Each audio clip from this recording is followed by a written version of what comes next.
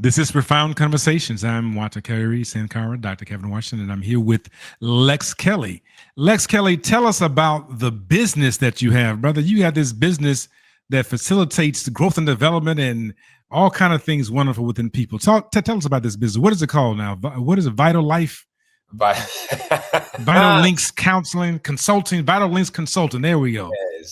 yes, Vital Links, man. Vital Links is a company that is on the backs of all of my companies that I've had a lifetime of uh, learning experiences through entrepreneurship. But it is my Hail Mary to creating an environment, an ecosystem of intentional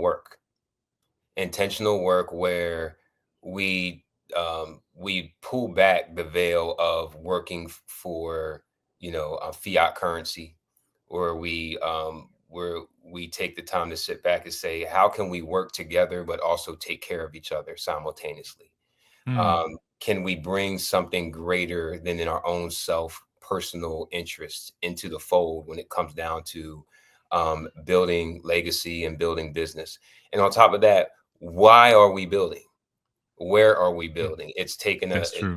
it's taken a that look at, am I here for community? Am I building for community? Am I building in a community? How am I contributing to the community? So it's bringing all the universal laws and natural laws into the fold when it comes to interacting with each other Mm, as a unit.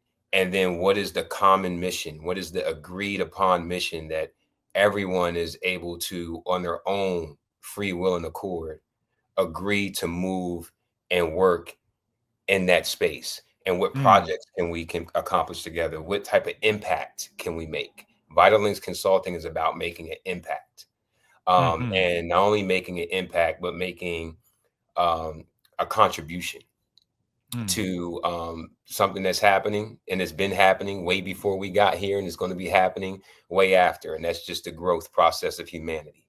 And how can we contribute to that process? Can we contribute to our families, our community? And when I say community, it's not just the community in our own tight circle, but I also mean the community of, our city, our state, our countries, internationally. How can we heal the relationships with ourselves and with our ancestors and with our future? And what does that look like? And it's just strategically putting together an infrastructure and an ecosystem that allows individuals who have a common mission and goal that really resonates with them deeply, and we can all base our decisions and our actions off of a common achievement, which is, again, making an impact. This idea of links, right? This connection that we're links in a chain, that all these things just are linked together. I mean, that's that is profound. I didn't get that. Now I get it in Vital Links. Like, this is what you're talking about. This is where you are with that. Yes, What yes. role do, but you also mentioned the ancestors, right? So what role do your ancestors play in your day-to-day decisions and in the architect of your work that you do? Oh, brother, man. Well, biblically they may say, you honor your mother and your father. Mm, And we're all blessed to have many mothers and fathers because we're part of this energetic umbilical cord that manifests on the physical aspect of life. And so, in recognizing that, when I look at the work and the contributions of my ancestors, and when you stack those contributions behind each other, those incremental contributions behind each other, that is the scaffold in which I get to stand on. mm, I get mm, benefit from. I get benefit from that work. And so that in itself gives me my instructions to continue doing the work of my mother and my father. You know what I'm saying? And so when I wow. continue doing the work of my mother and my father, and then also understanding that the work of my mother and father is work on myself, because I am a Mm-hmm, manifestation of my mother and my father. And if I'm mm-hmm, following the instructions of God, and I'm following universal law and natural law, I know that I am a I never get that word. I revitalize my mother and my father through my own awareness, my own understanding, knowing where I'm coming from and where I'm going. Dr. Henrik Clark explains it best. He says, you don't know your future. if you're not willing to take a look at the history, at your ancestors, at what came before you. So Hmm. my ancestors play a pivotal role just in even my existence of being here. I'm a walking miracle, a walking miracle. And by me being present in this physical space is a gift. And I honor that gift because I know that my ancestors interacted with each other in the best way they knew how at that particular time and moment in their life. And good give thanks that they did because they manifested me.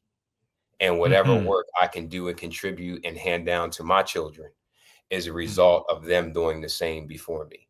And my goal is to make sure that my children carry a brighter torch than I was than or carry the brighter torch that I was able to develop in my journey. And Hmm. if I can do that, and if I can leave this physical space, and my daughters say that they have something to stand on that their father contributed to, then my work has my I wouldn't say my work. Yes, my work was done. My work was done. Yeah. So I hope that Hmm. answered your question in long form. It did, right, right. The idea of legacy building. I mean, you're talking about that, and you're saying that we are an extension of those that came before us. That we have to be accountable to those that came before us, and also that we're responsible and accountable for those that come in after us. I think Yes. too often we get so caught up into trying to do things for ourselves right now. I want to have my fun right now. I want to. This is about me.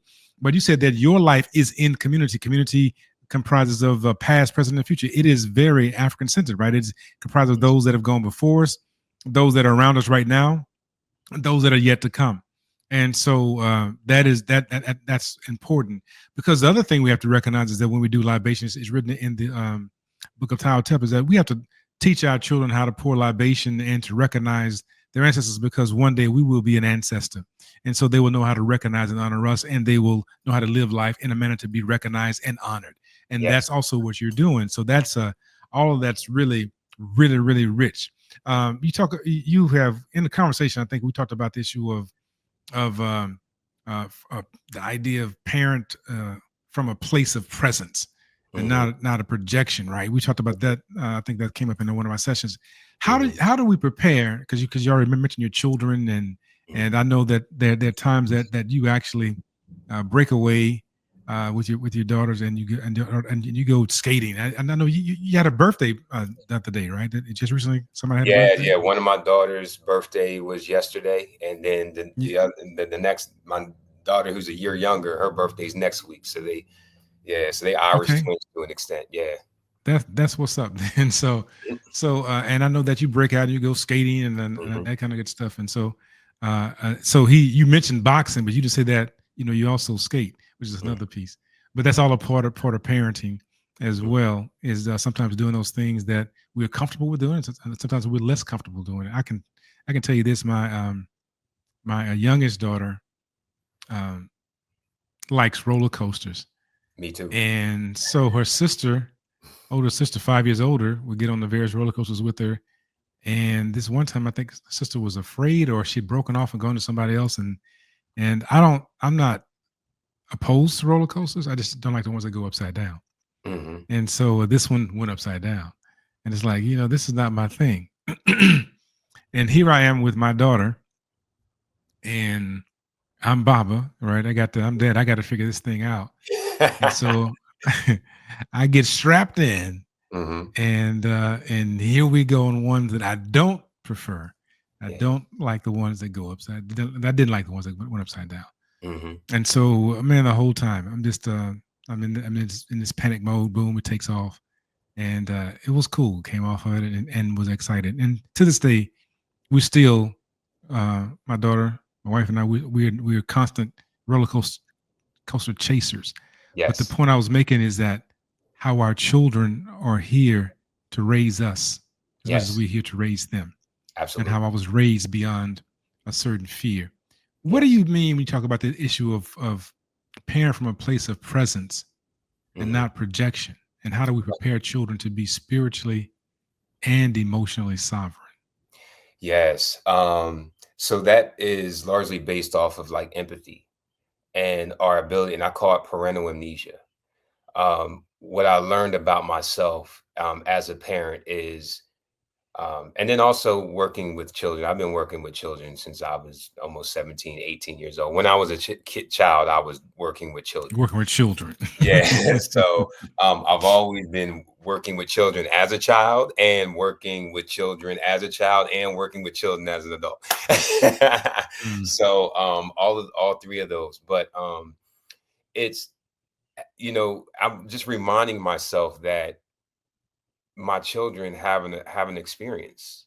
Not only are they experiencing themselves, they're also experiencing me simultaneously. And part of relationship is looking at not only how am I experiencing other people, but how are other people experiencing me, and then how does that differ between what I think I'm projecting versus what they're actually experiencing. Because a lot of time that communication, because if things aren't put in context, if honesty and truth isn't there, and you have a lot of hypocrisy going on, and uh, children can be very confused about how they're shaping their reality based off of what they're learning from the people that they've entrusted to guide us, because they've entrusted mm, us. We brought them here, but then they trusted us to guide them to where they become self-sufficient. So making sure that I don't break that trust with my children. And part of not breaking that trust with my children is at least allowing that, recognizing and telling my children that you are allowed to be who you are. And my job is to find out how you express yourself authentically. And while you're figuring that out, remembering that that is a chaotic time in your life as a child. And mm, especially getting into adolescence, when hormones kick in and things of that nature, that's probably one of the most disruptive, chaotic times of all of our life is adolescence.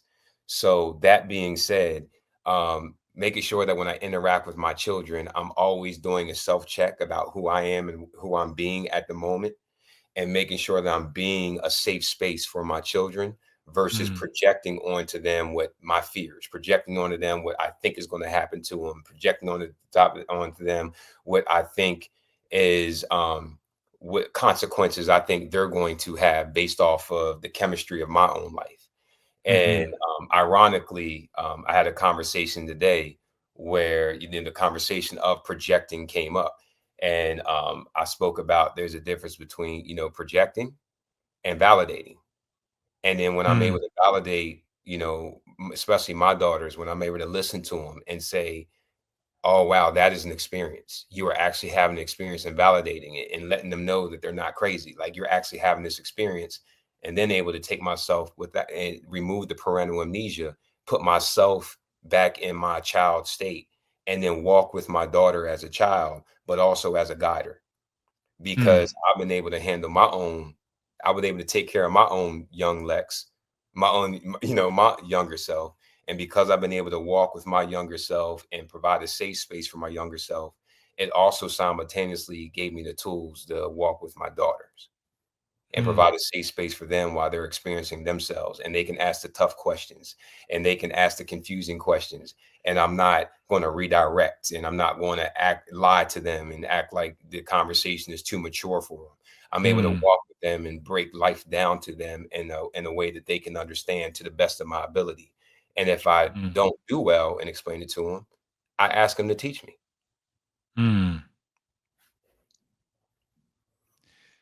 This journey of life, right? This parenting, this parallel process. I want people to catch this right here, because if you have never experienced the journey into self awareness to come out more powerful uh, with Lex Kelly, you haven't had an experience. Uh, just what he talked about doing, about seeing. He mentioned they're experiencing themselves and me at the same time. I mean, how many times do we really think about the fact that they're experiencing themselves and they're experiencing somebody else around them? I mean, I thought about my father and my and I was there, but I don't. As a parent, sometimes we have with the parental amnesia. I Hmm. mean, this is the experience with Lex Kelly on that journey. That journey will open up some things uh, for you. So I'm telling you, Vital Links not only is this, but Vital Link is something that when you get Lex Kelly, you can go to another level of your existence. So as you think about it, reflect on your life and your truths, the legacy that you are leaving. What spiritual truths and practices are guiding you to your next phase? What you're doing next, that you helping to build the next in the next, your children. Mhm. Yeah, for me, it's continue to get closer to a God of my own understanding, continue to be able to follow instructions, getting better at when I get instructions, be able to recognize that my life experience is a set of instructions in that moment. And whatever I'm feeling in that moment, I'm learning to get better at looking at that feeling, and instead of acting on it or labeling it or judging it or giving it a meaning, just kind of sit for a second and say, what am I learning about myself right now in this moment? And Mm, based off of that information, how can I use those lessons in order to better interact and serve the things around me that I'm looking to manifest with, that I'm looking to co-create with, whether it be with another person, whether it be with myself, whether it be with technology. How would I like that reflection to look um, mm, in that relationship? And I found that the closer the conversations I have with God, the better that the I wouldn't say the better, but the more clear my manifestation journey, the more confident I become in my journey, because it's consistently a unknowing that's attached to living life. But in that unknowing, finding comfort and faith that the work mm, that I'm doing is going to work and is always going to work in my benefit. And God and the universe and nature will always work in my benefit. It will mm, always mm, agree with me. And if I feel like that I am not worthy, then it will agree with me. If I feel like I'm a miracle walking, then God will agree with me. mm, mm, So God mm, is always in agreement with me. So it's making sure that I'm connected to the source, mm. and those give me proper instructions for how to create and manifest whatever type of creativity that comes up in my head. Wow, with that, we have to be responsible and accountable for what we say and think about ourselves. Absolutely. Because if the divine is in agreement, then there's a co-signing of a lie Hmm. about ourselves, that we're inferior, that we're not enough. Then that manifests, and we got a whole nother set of problems. Absolutely. So ego aggrandizement can be problematic as well, right? Thinking that you're the greatest person in the world and you're really not. Some people do that quite often. We see them in the public sphere, and that's problematic. However, the major point is that what it is that we create for ourselves, what it is that we create for ourselves as humans, spirit beings having an experience of being a human. What it is that we create is what it is that we believe. The law of life is a law of beliefs. You've shared quite a bit Mhm. um, about your journey. You shared about how you got here. You shared about vital links, and about parenting, and about self projection, not being that we. What do you create? What are you co-creating with the creator? All Mhm. those things that you talk about, powerful, powerful pieces. What is the next for you? Because I mean, you have me wanting to talking to me about AI stuff and recreating myself through all this other kind of stuff. So where is Lex Kelly going? Right? What's up? What do we look for? Man, using the What's tools that I have around me to evolve, evolving mm, to a greater expression of myself, to create, to continue to be a creator, continue to be creative, and to use the technology and the tools that I have at my disposal, and not fear them, because they are going to be, and they are a reflection of the craftsman. The tools are a reflection of the craftsman.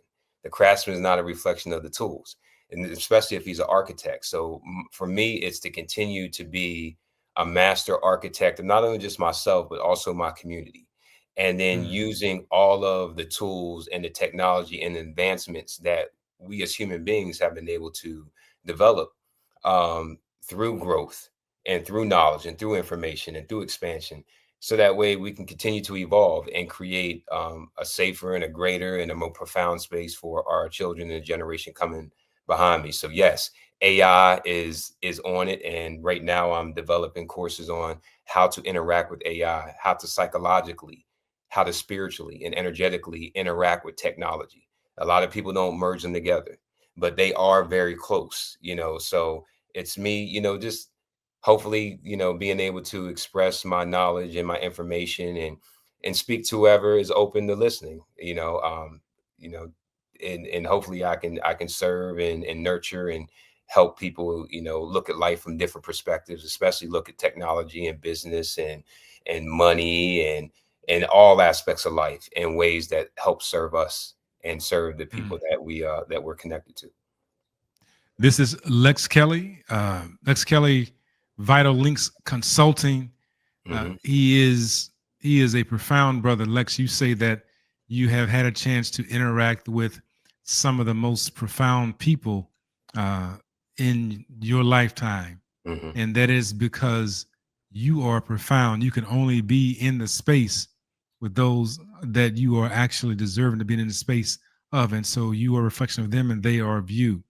I Thank submit you. that this is one of the most prophetic, profound individuals that you can come in contact with about understanding who you are and how to be and to become better at who you are.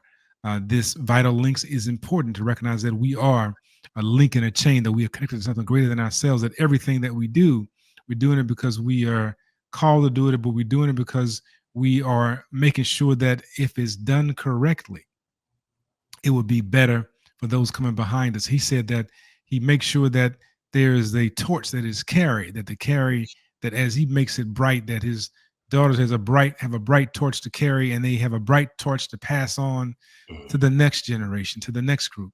And so this is what we're about, making sure that we are better. This is profound conversations where we talk about these things, where we go deep and we come out in a place that is practical, that is, how can we talk, ask good questions, to Yes. talk and ask good questions, to be better, to do better, to live better.